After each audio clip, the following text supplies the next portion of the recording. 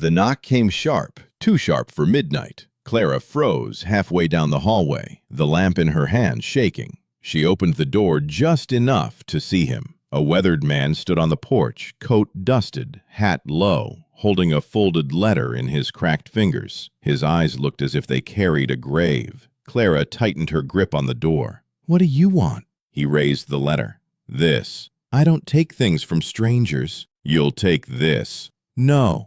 "Yes." She studied his face, the set jaw, the dirt under his nails. "Who sent you?" "Doesn't matter." "It does." "Not tonight." Her breath quickened. "Then go back where you came from." He didn't move. "Can't. I was told to put this in your hand." "By who?" He looked down, silent. Clara snapped. "If this is some trick—" "It isn't." "I don't need your paper." "My family's business is mine. Not all of it." Her stomach turned. "What did you say?" He stepped closer. "This belongs here, with you." She shook her head. "I won't touch it." "You will." Clara slammed the door halfway, then stopped. The weight in his voice pinned her. The letter stayed in front of her face, trembling slightly in his grip. She stared at it, breathing hard, fingers twitching. Finally, her hand hovered inches above the paper, caught between fear and the pull of something she could not yet name. Clara climbed the narrow attic ladder, the letter pressed tight in her fist. Dust swirled in the lamplight, the air heavy with the smell of wood left too long untouched. Each creak under her foot sounded like a warning. She whispered to herself, "Just an old note, nothing more." Her mother's voice answered inside her memory, low and cutting. "Don't open what isn't meant for daylight." Clara swallowed hard. "It's mine now." She crossed the attic, eyes sweeping the shadows. A trunk sat in the far corner, initials burned into the lid. She ran her hand over the letters, rough and scarred. The man's voice from below drifted up through the floor. "It's waiting." Clara froze. "Stay out of my house."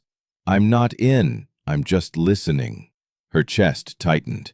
She shoved the letter against the trunk. The paper crinkled in her grip, refusing to be forgotten. "Why me?" she whispered. The silence answered. Her fingers worked the rusty lock, metal groaning. The lid lifted with a sharp creak, dust spilling out like smoke. Inside lay old cloth, brittle books, and the faint shape of something hidden deeper. Clara leaned closer, heart pounding. Boots struck the porch before Clara even reached the bottom step. She opened the door to find the sheriff standing wide, coat open, badge gleaming under the lantern light. His eyes flicked past her toward the man still lingering in the yard. "What's he doing here?" the sheriff asked. Clara folded her arms. "Ask him yourself." The stranger's voice was steady. "Delivering what was owed." The sheriff's jaw clenched. "You bring trouble to this house, you bring it to me." Clara snapped. "He's just holding a letter." "That letter," the sheriff said, "is poison. Don't touch it." Clara narrowed her eyes. "Why?" "What's in it? Rot and ruin." The man spoke up. "Truth." The sheriff barked a laugh. "Truth's the last thing buried in this town." Clara's throat tightened. "You know something. Tell me." "No," the sheriff said flatly. "I'm telling you to burn it before it burns you." He adjusted the badge on his chest, pressing it hard as though it could shield him. Without waiting for her answer, he turned and walked off into the night. Clara stood frozen, the letter heavy in her hand, her pulse louder than the silence. The attic floor groaned as Clara stepped closer to the trunk.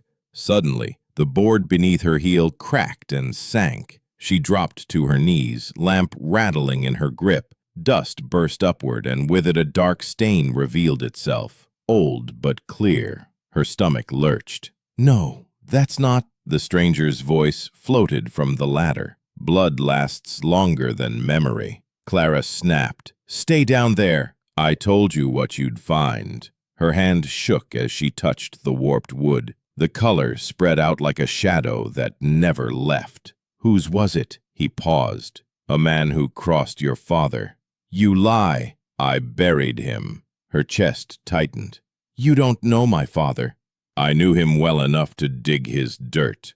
Shut up, she hissed. You think that badge downstairs came clean? Clara's eyes burned, rage and fear choking her. If you don't leave now, You'll what? Deny it louder? She glared down through the hole, the lamp trembling. For a moment, silence pressed harder than words. Her whisper broke it. Liar! But her voice cracked, and the blood beneath her feet did not fade. The crackle came first, faint but rising.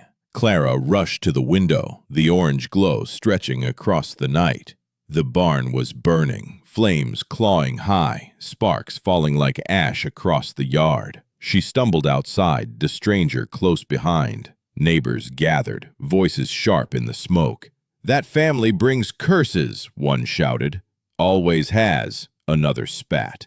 Clara waved them off. Get water, damn it! No one moved. Eyes stayed on her, not the fire. The stranger barked, help or get out. Someone threw a bottle. It shattered near Clara's feet, liquid soaking the dirt. She flinched.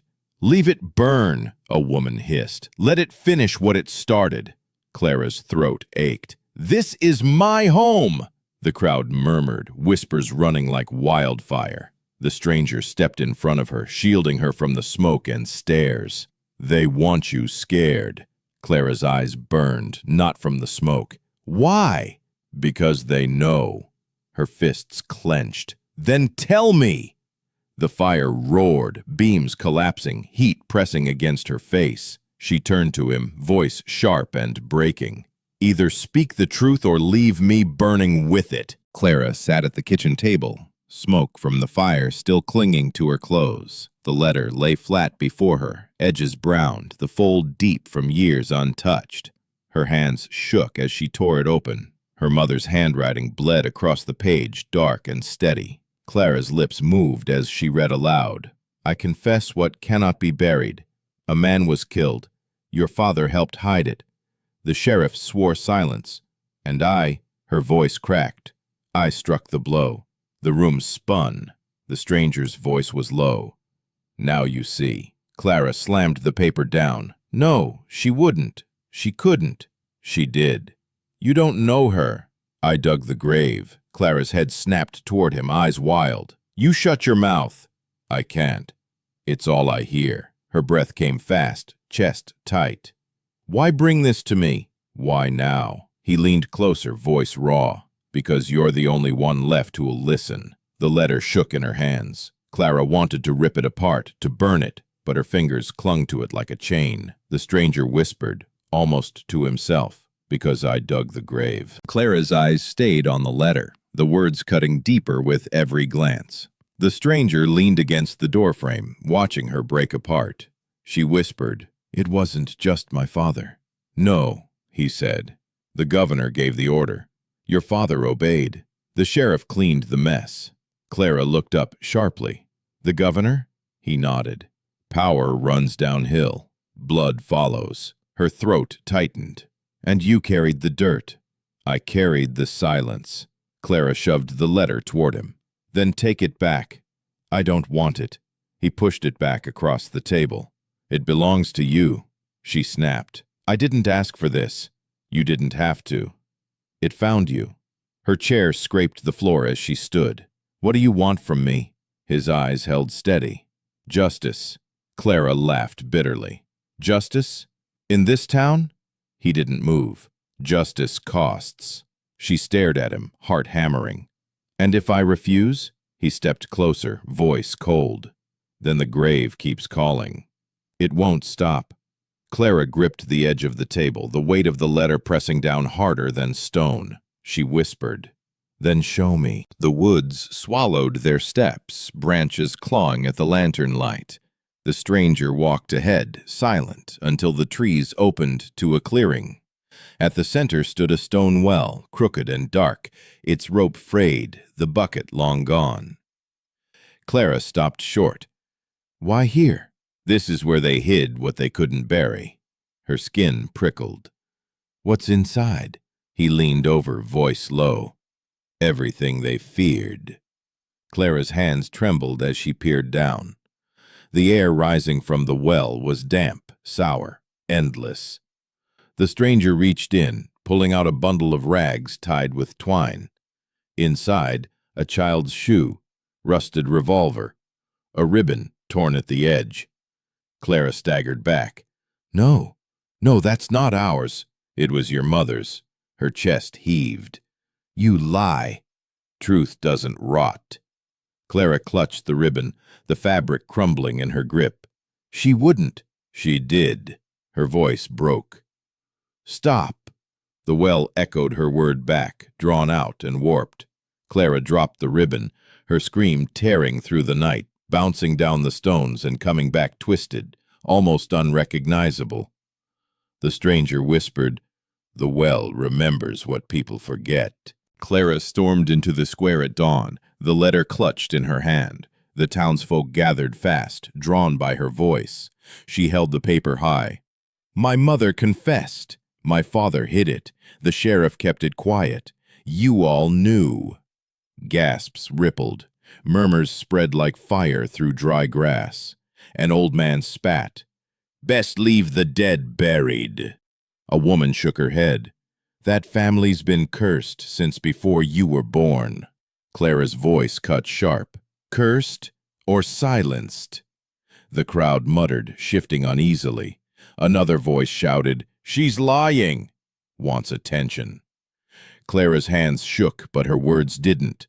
You've all lived under their thumb, same as me. You're afraid, but fear won't keep the truth down. The stranger stood at her side, steady. She's right. You've all carried the weight of it. An old woman stepped forward, eyes wet. Your bloodline was never clean, girl. Clara flinched. The stranger whispered near her ear. Now they fear you. Boots thudded on the boards. The sheriff pushed through the crowd, hand resting on his gun. His voice was calm, but his eyes were hard. That's enough. The square went silent. Clara did not lower the letter. The church smelled of wax and smoke. Candles lined the walls, flickering against worn pews packed with townsfolk. Clara stood at the front, the letter trembling in her hands. She read aloud, voice unsteady at first. My confession. I struck the blow. My husband hid it. The sheriff swore silence. Gasps filled the room. Whispers cut sharp. The sheriff rose, jaw set. A dead woman's words don't prove a thing. Clara snapped. Then why hide them? He glared. To protect you. Protect me, she echoed bitterly. Or yourself. The stranger stepped forward, pulling from his coat the ribbon, the rusted revolver, the shoe. He laid them on the altar. These were pulled from the well. Her words matched the bones of this town. The sheriff barked, Lies! He's no witness, he's a gravedigger. And I dug what you buried, the man answered cold. The townsfolk shouted over one another, fear breaking into anger. Clara's voice rose above them. You've all known. You let it rot in silence. The doors slammed open. Men in dark coats stepped in, guns at their sides. The tallest spoke clear.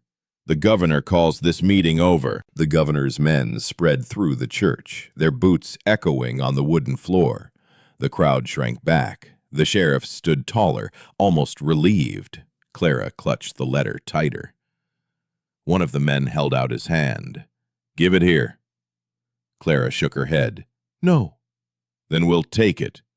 The stranger stepped between them. You'll have to kill me first. The man sneered. That can be arranged. Clara's pulse raced. Stop! Everyone stop!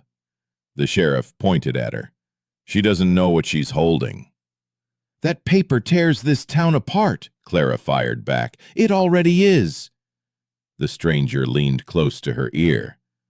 There's more you should know. Clara whispered, What else? His eyes were heavy. Your mother wasn't innocent. She asked me to bury him. Clara froze. No, she begged me. I put him in the ground. Her chest collapsed, words catching. Why tell me now? He looked at her with sorrow. Because lies rot worse than bodies. Tears blurred her sight. Then why bring it back to me? His answer came like a wound. Because you're the only one who can end it. The church air felt thick, every eye locked on Clara. The sheriff's hand hovered near his gun. The governor's men stood ready. The stranger's confession still echoed in her chest. Clara raised the letter high. The truth is simple. My mother killed. My father hid it. The sheriff guarded it. And the governor ordered it. The crowd stirred, voices clashing. The sheriff shouted, "You'll damn us all!" Clara's voice broke but held strong. "You damned yourselves long before me." The tallest of the governor's men stepped forward. "Hand it over." Clara looked at the stranger. He gave a small nod, as if passing her a weight too heavy for his own hands. She lowered her gaze to the letter, then to the candle flames beside her. Slowly, she touched the paper to the fire. Gasps filled the room as the edges curled, black smoke rising. The sheriff growled, "What have you done?" "I ended it," Clara said. The flames swallowed the words until nothing but ash remained. Clara's voice was steady now. "I won't carry your secrets. I'll carry her memory. That's enough." She turned, walking past them all, leaving smoke and silence behind.